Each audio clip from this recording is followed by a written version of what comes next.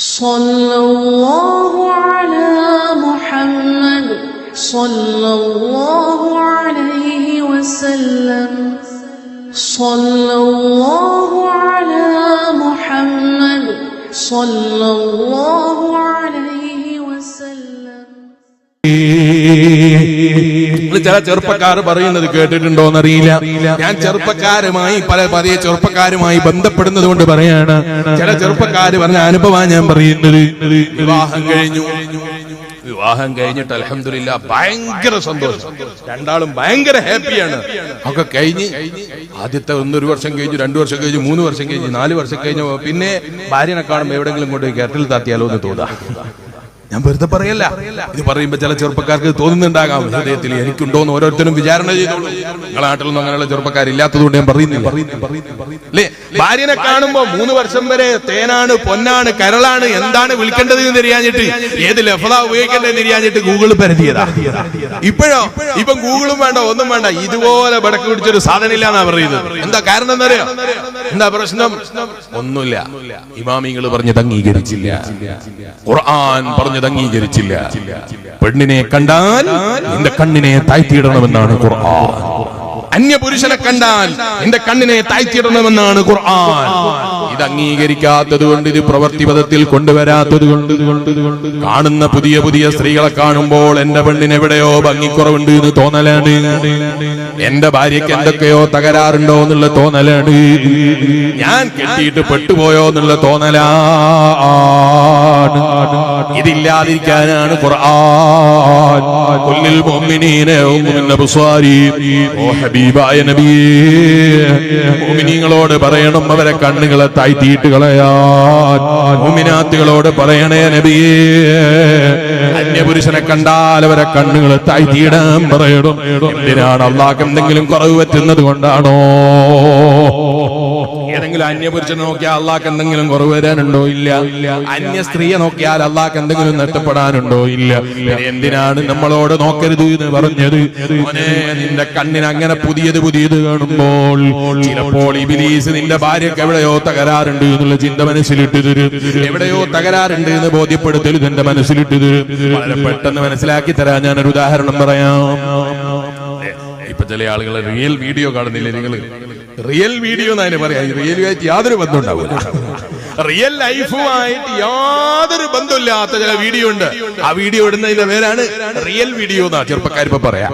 റിയലുമായിട്ട് ഒരു ബന്ധം ഉണ്ടാവില്ല, റിയൽ ലൈഫുമായിട്ട് ഒരു ബന്ധം ഉണ്ടാവില്ല. ഭാര്യയും ഭർത്താവും തമ്മിൽ ഇങ്ങനെ ജീവിതത്തിലുള്ള പല അനുഭവങ്ങളും അഭിനയിച്ച് കാണിക്കുകയാണ്. ഭാര്യയും ഭർത്താവും ജീവിതത്തിൽ ഉണ്ടാകേണ്ട പല അനുഭവങ്ങളും 30 സെക്കൻഡ് അല്ലെങ്കിൽ 1 മിനിറ്റ് ഉള്ള വീഡിയോയിൽ അവര് വീഡിയോ പിടിച്ചിട്ട് അവരിങ്ങനെ ജനങ്ങൾക്ക് കാണിച്ചു കൊടുക്കുകയാണ്. ഞാനും എന്റെ ഭർത്താവും ഇങ്ങനെയാണ് ജീവിക്കുന്നത്. ഇത് കാണുമ്പോൾ ചില പെങ്ങന്മാർക്ക് തോന്നിയാണ് എന്റെ ഭർത്താവ് ഒരു കോന്തനായി പോയല്ലോ. ഇത് കാണുന്ന ചില സ്ത്രീകൾക്ക് തോന്നുകയാണ് എന്റെ ഭർത്താവിനെ ഞാൻ കെട്ടിയിട്ട് എന്ത് പെടലാ പഠിച്ച റബ്ബേ ഞാൻ പെട്ടുപോയത് എന്ന് തോന്നുകയാണ്. ഇങ്ങനെയുള്ള ചില വീഡിയോകൾ കണ്ടിട്ട് ചില ചെറുപ്പക്കാർക്ക് തോന്നുകയാണ് എനിക്ക് ഇങ്ങനെ ഒരു ഭാര്യനെ കിട്ടിയില്ലല്ലോ. ആ ഭാര്യ എത്ര നല്ല ഭാര്യയാണ്, ഭർത്താവിന് ഖിദ്മത്ത് ചെയ്യുന്നത് എന്തൊരു രസത്തിലാണ്. ആ വീഡിയോയിൽ കാണുമ്പോ ഇങ്ങനെ നോക്കി നിന്ന് പോവുകയാണ്. ഓ ചെറുപ്പക്കാരാ, അത് റിയൽ ലൈഫുമായിട്ടൊരു ബന്ധവുമില്ല എന്നാ ഞാൻ പറഞ്ഞത്. അവരെ റിയൽ ലൈഫ് എടുത്തു നോക്കിയാൽ അത്തരം സോഷ്യൽ മീഡിയയിൽ തിളങ്ങുന്ന ഭൂരിഭാഗം ആളുകളെയും, എല്ലാവരെയും എന്ന് ഞാൻ പറയുന്നില്ല, അവരുടെ ജീവിതത്തിന്റെ പതി ഇങ്ങനെ കഴിഞ്ഞു പോകുന്നതിനനുസരിച്ച് നിങ്ങൾ അന്വേഷിച്ചോളൂ. ചില ദിവസങ്ങൾ കഴിയുമ്പോൾ തെറ്റിദ്ധാരണകൾ അധികരിക്കുകയാണ്. അവര് പരസ്പരം തെറ്റിപ്പോവുകയാ. എന്താ കാരണം എന്നറിയോ? അവര് തന്നെ അഭിനയിച്ച് കാണിച്ച ജീവിതവുമായി അവരെ ജീവിതത്തിനൊരു ബന്ധവുമില്ല. ചെറുപ്പക്കാരാ, ഇങ്ങനെ ഏതെങ്കിലും അഭിനയിച്ച് കാണിക്കുന്ന ദമ്പതികളെ ജീവിതം നോക്കിയിട്ട് എന്റെ ഭാര്യ ഇങ്ങനെ ചെയ്തു തരാറില്ലല്ലോ, എന്റെ ഭാര്യ ഇതുപോലെ ചെയ്തിട്ടില്ലല്ലോ, എന്റെ ഭർത്താവ് ഇതുവരെ അങ്ങനെ ചെയ്തിട്ടില്ലല്ലോ, എന്റെ ഭർത്താവ് ഇതുവരെ ഇങ്ങനെ കാണിച്ചു തന്നിട്ടില്ലല്ലോ, എന്റെ ഭർത്താവ് എന്തൊരു കോന്തനാ,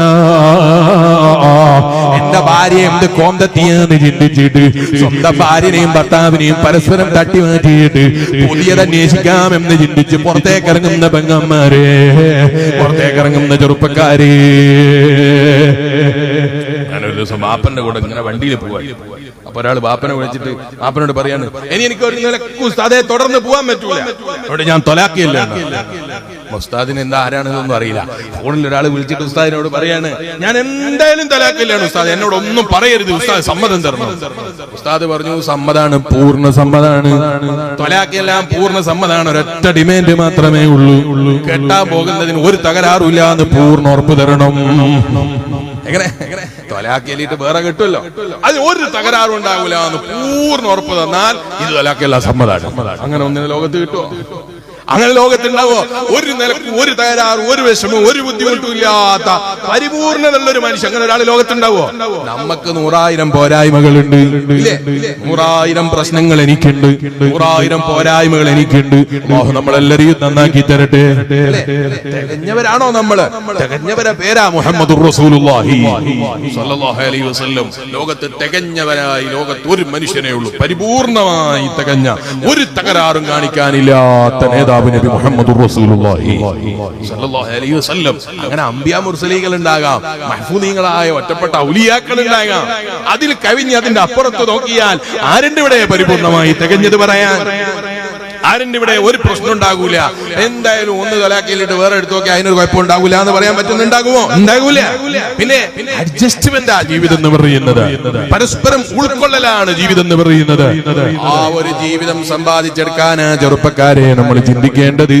നമ്മളെ ചെറുപ്പക്കാരായ കൂട്ടുകാരെ ചിലപ്പോൾ നമ്മളെ പ്രോത്സാഹിപ്പിക്കുന്നത് ചിലപ്പോഴും നമ്മൾ ആരോഗ്യത്തിന്റെ അത് ഏറ്റവും ഊഷ്മളമായ സമയമാണ്, വിവാഹത്തിന്റെ സമയം എന്ന് പറയുന്നത്. ആ സമയം ചിലപ്പോൾ നമ്മളെ ഹറാമിലേക്ക് ഇബ്ലീസ് വല്ലാതെ പ്രോത്സാഹിപ്പിക്കും. അവിടെ ഈമാനോടെ തലയുറച്ച് ഇതേറ്റ് നിന്ന് പറയാൻ കഴിയണം, എന്റെ വീട്ടിലൊരു ഹറാമിനെ ഞാൻ അനുവദിക്കൂല. എന്റെ ഭാര്യനെയും കൂട്ടിയിട്ട് എന്റെ വിവാഹത്തിന്റെ ദിവസം ഒരാളും ഫോട്ടോ എടുക്കാൻ വന്നിട്ടില്ല, ഒരാളും സ്റ്റേജിൽ കയറാൻ ഞങ്ങളോട് ആവശ്യപ്പെട്ടിട്ടില്ല, ഒരാളും എന്റെ വാപ്പനോട് പറഞ്ഞിട്ടില്ല. എന്തുകൊണ്ടാ പറയാത്തത്? പറഞ്ഞിട്ട് കാര്യമുണ്ടാകൂല എന്നറിയുന്നത് കൊണ്ടാണ്. നമ്മളോട് പറഞ്ഞ ആ കാര്യം ഉണ്ടാകുമോ എന്ന് തോന്നുന്നത് കൊണ്ടാ നമ്മൾ അടുക്കള ചില ആളുകൾ വന്നിട്ട് സ്റ്റേജിലേക്ക് ഭാര്യനെ കയറ്റാൻ ആവശ്യപ്പെടുന്നത്, ചില ആളുകൾ ഫോട്ടോ എടുക്കാൻ ആവശ്യപ്പെടുന്നത്, ചിലപ്പോൾ അന്യപുരുഷന്റെ കൂടെ നിന്നിട്ട് ചിത്രം എടുക്കാൻ താല്പര്യപ്പെടുന്നത്, അന്യ സ്ത്രീയുടെ കൂടെ ചിത്രം എടുക്കാൻ താല്പര്യപ്പെടുന്നത് നമ്മളെ ഈമാനിന്റെ കുറവാ. കേൾക്കുന്ന ഈമാനുള്ള വിശ്വാസികളെ, അല്ലാഹുവിനെയും ഹബീബിനെയും സ്നേഹിക്കുന്നവരാണോ? നമ്മൾ ചെയ്യുന്ന വിവാഹം സുന്നത്താണോ? നബിതങ്ങളെ ചര്യയാണോ? അവിടെ നിട്ടപ്പെടാത്തത് കൈയ്യഴിക്കണേ. ഇംഗ്ലീഷുകാരന്റെ വിവാഹമാണെങ്കിൽ പിന്നെ പറഞ്ഞിട്ട് കാര്യമില്ലല്ലോ, അവനോട് പിന്നെ വയൽ പറയുന്നതിൽ അർത്ഥമില്ല അല്ലെ? ഇംഗ്ലീഷുകാരന്റെ വിവാഹത്തെ കുറിച്ച് യാതൊരു മാനദണ്ഡമില്ലാത്ത മക്കളായിട്ടും വിവാഹം കഴിച്ചിട്ടില്ല, ആലോചിച്ചിട്ടില്ല, തീരുമാനം പിന്നീടാണ് എന്ന് പറയുന്ന ഇംഗ്ലീഷുകാരന്റെ വിവാഹമാണോ നിന്റെ വിവാഹം? നിന്നോട് ഈ വയൽ പറയുന്നതിന് അർത്ഥമില്ല. അല്ലാഹുവിനെയും റസൂലിനെയും സ്നേഹിച്ച് നബിതങ്ങളെ ചര്യ മുറുകെ പിടിക്കുക എന്ന നിയ്യത്തിൽ നബി സല്ലല്ലാഹു അലൈഹി വസല്ലം തങ്ങൾ പറഞ്ഞതുപോലെ നിന്റെ ജീവിതത്തിലെ ഏറ്റവും മുഖ്യമായ ഘടകമാണ് നിന്റെ ഈമാനിന്റെ പകുതി പൂർത്തീകരിക്കാൻ വിവാഹബന്ധം ചിലപ്പോൾ കാരണമാകുമെന്ന് പറഞ്ഞ ഏറ്റവും മഹത്തായ സുന്നത്ത് ജീവിതത്തിൽ പകർത്തിയെടുക്കാനാണ് നീ വിവാഹം കഴിക്കുന്നതെങ്കിൽ, ഓ ചെറുപ്പക്കാരാ, എന്റെ വിവാഹം അല്ലാഹുവും റസൂലും ഇഷ്ടപ്പെട്ടതാകണമെന്ന് നമ്മൾ തീരുമാനമെടുക്കണം. അതല്ലാത്ത നബി സല്ലല്ലാഹു അലൈഹി വസല്ലം തങ്ങളും അള്ളയും ഇഷ്ടപ്പെടാത്ത വീടുകളിലെ കല്യാണങ്ങൾ ഞങ്ങൾ ബഹിഷ്കരിക്കുമെന്ന് തീരുമാനിക്കുന്ന മഹല്ല് കമ്മിറ്റിക്കാരാകണം നമ്മളെ മഹല്ല് കമ്മിറ്റിക്കാർ. അത്തരം കല്യാണങ്ങളിൽ ഞങ്ങൾ പങ്കെടുക്കൂല എന്ന് തീരുമാനിക്കുന്ന ഉസ്താദുമാരായി നമ്മൾ ഉസ്താദുമാര് മാറണം, നമ്മുടെ മഹല്ല് കമ്മിറ്റികൾ മാറണം, നമ്മുടെ നേതാക്കൾ മാറണം. കാരണം വിവാഹം എന്ന് പറയുന്നത് എന്തെങ്കിലും പേക്കൂത്ത് കാണിക്കാനുള്ള ഒരു വഴിയാണെന്ന് വിചാരിക്കരുത്. മുഹമ്മദുർ റസൂലുള്ളാഹി സ്വല്ലല്ലാഹു അലൈഹി വസല്ലം തങ്ങൾ യാ മഅ്ശറ ശബാബ്, യുവാക്കളെ, മൻ ഇസ്തതാഅ മിൻകുമുൽ ബഅത ഫല്യതസവ്വജ്, നിങ്ങൾക്ക് നല്ല അല്ലാഹുവിനെ സൂക്ഷിക്കാൻ നിങ്ങൾക്ക് മഹറുണ്ടോ? അള്ളാന്റെ പൊരുത്തം പ്രതീക്ഷിച്ച് ജീവിക്കാൻ നിങ്ങൾക്ക് വിവാഹത്തിൽ ഏർപ്പെടാനുള്ള ജീവിതത്തിന് ആവശ്യമായ ചെലവിന് കൊടുക്കാനുള്ള സംഖ്യ നിങ്ങളുടെ കയ്യിലുണ്ടോ? വിവാഹം കഴിക്കണം. എങ്ങനെ വിവാഹം കഴിക്കണം? അവളെ ഭംഗിയുണ്ടെങ്കിൽ ഭംഗിക്ക് വേണ്ടി നിങ്ങൾ വിവാഹം കഴിക്കുന്നവരുണ്ട്. അതുപോലെ തറവാടിന് വലിയ സബിഹ, തറവാടിന് വേണ്ടി വിവാഹം കഴിക്കുന്നവരുണ്ട്. നിങ്ങൾ ഇവിടെ പരിശോധിക്കേണ്ടത് എന്താണ് എന്നറിയോ? നല്ല തറവാടുണ്ട് എന്നാ പറയുന്നത്. നേരത്തെ നിസ്കാരത്തെ കുറിച്ച് ബോധമില്ലാത്ത തറവാടാണോ? ഇതിനെ തറവാട് എന്ന് പറയൂലോ ഉപ്പമാരെ. നിസ്കാരം നഷ്ടപ്പെടുത്തുന്ന തറവാട്ടുകാരൻ അതെന്ത് തറവാടാണ്? ഹക്കിനെ കുറിച്ചും അതേ ഹക്കല്ലാത്തതിനെ കുറിച്ചും ബോധമില്ലാത്ത തറവാട്, അതിനെ തറവാട് എന്ന് പറയൂല. ഭംഗിയാകട്ടെ, സമ്പത്താകട്ടെ, നിങ്ങളെ തറവാടാകട്ടെ, നിങ്ങൾ മാനദണ്ഡമായി വെക്കുന്ന ഏത് കാര്യങ്ങൾ ഉണ്ടാകട്ടെ, എല്ലാ മാനദണ്ഡങ്ങളുടെയും മാനദണ്ഡം എന്താകണം? ദീനുള്ള പെണ്ണിനെ വിവാഹം കഴിച്ചിട്ട് വിജയം നേടിക്കോ. അള്ളയും റസൂലും പൊരുത്തപ്പെടുന്ന രൂപത്തിൽ ജീവിക്കണം എന്ന് ചിന്തിക്കുന്ന പെണ്ണിനെ വിവാഹം കഴിച്ചു. അതിലൂടെയാണ് നിനക്ക് വിജയം എന്നാണ് അള്ളാന്റെ ഹബീബ് അഷ്റഫുൽ വറാ മുഹമ്മദുർ റസൂലുള്ളാഹി സല്ലല്ലാഹു അലൈഹി വസല്ലം തങ്ങൾ പറയുന്നത്. ഔലിയാക്കളെ ഹൃദയം കിട്ടാൻ, ഔലിയാക്കളെ മനസ്സ് കിട്ടാൻ ഉണ്ടാകേണ്ടതാ ഞാൻ പറയുന്നത്. ദുഃഖമില്ലാത്ത ജീവിതമുള്ളവരാണ് ഔലിയാക്കൾ എന്ന് പറയുന്നത്. അതുണ്ടാകാനാ ഞാൻ ഉമ്മമാരെ പറഞ്ഞത്. അള്ളാനെ ഭയപ്പെട്ട് ജീവിക്കുന്നവർക്കാണ് മനസ്സമാധാനം എന്ന് പറയുന്നത്, ഹൃദയത്തിന് ശാന്തി എന്ന് പറയുന്നത്.